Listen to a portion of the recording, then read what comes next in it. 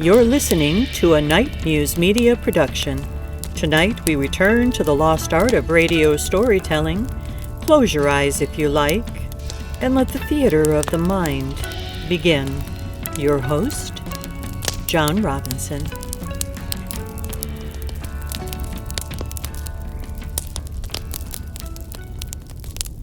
Some rows are lonely in the daytime, and some rows after midnight feel like they were abandoned by God and handed over to something else entirely. Now this happened to a young man named Walter. Walter was not a bad guy. He wasn't especially brave either, but most people aren't. And that night there were very few sensible explanations to be had. Walter had stayed later than he meant to. A card game at a friend's house had run long, and by the time he started home, the moon had slipped behind a bank of clouds, leaving the town in that kind of darkness where even familiar places begin to look wrong. The street was narrow, the houses sat far apart, the trees leaned over the road like eavesdropping old women. And just before the turn toward his neighborhood, Walter had to pass the gates of a small cemetery. Now, in daylight, there was hardly anything to notice, just a tidy patch of ground with a rusted iron fence, a few crooked stones, and an angel statue with half a face worn smooth by time. At night, it looked like the sort of place that kept secrets. Walter pulled his coat tighter and walked a little faster as he came alongside the cemetery gates. He told himself not to look in, but naturally that means he looked in. And for one uncomfortable second, he had the strange impression that something inside the graveyard was standing taller than the stones. He stopped and listened, but nothing. Not a whisper of wind, not a cricket, not a dog barking in the distance. He laughed nervously to himself, but he kept walking, and then he heard it. Walter froze. He turned his head slightly, listening behind him, but he saw nothing except the dark road and the pale line of the fence. Thought it was just a loose shutter, but there were no houses around. So he took another step. This time it was unmistakable. Something was behind him. Something heavy. Something dragging or thudding or throwing itself down the road in awkward, determined little impacts. Walter didn't run, not yet. He walked faster, but the sound followed. It was faster now, closer. Walter's mouth went dry. He turned the corner toward home, his shoes striking sparks off the stones as he nearly slipped in the dark. Then came the sound again. There are moments in life when the mind goes ahead and shows you every terrible thing it believes might be there, like a mad dog or a murderer, a devil, a drunken uncle, which is probably the worst of them all. But he couldn't stand it any longer. He spun around, and there in the center of the road, coming after him in great lurching hops, was a coffin. A coffin!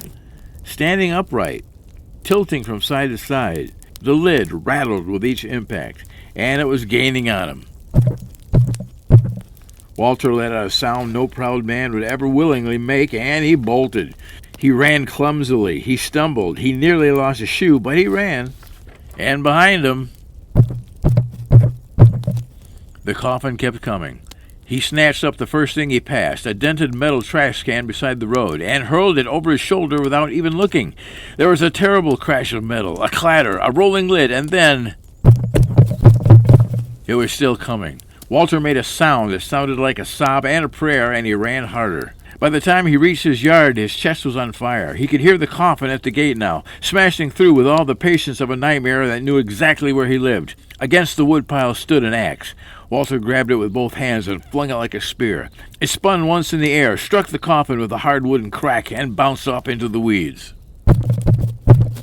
Up the porch steps came that coffin. Walter dove through the front door, slammed it shut, turned the lock, threw the bolt, and braced himself against it.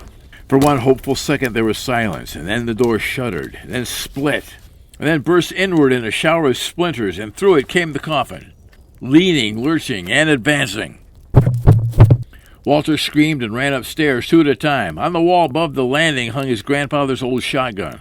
Walter seized it, spun around, and fired both barrels. The blast shook the house. Smoke filled the hall. Bits of wood and stuffing exploded from the front of the coffin, and when the smoke cleared, it was still coming. Cracked now, partly shattered, but still coming. Walter had one room left, the bathroom. He hurled himself inside, slammed the door, locked it, and backed into the tub, shaking so hard his teeth chattered. Outside, the hallway floor groaned. The doorknob rattled. The frame splintered. Walter looked wildly around the bathroom for anything at all he could use. There was a hairbrush, a towel, a cake of soap, and then his eyes landed on a bottle of cough syrup sitting in the sink. The door burst open. The coffin lunged through. Walter snatched up the bottle and hurled it with all the strength terror had left him. It struck the coffin dead center. The glass shattered. Sticky cough syrup splashed across the wood, dripping down the brass, running into every crack and hinge, and the coffin stopped. It just stopped. No more bumping. No more lurching. No more movement at all. Only silence. Walter stared. The coffin stood there motionless in the ruined bathroom doorway, glossy with cherry red medicine.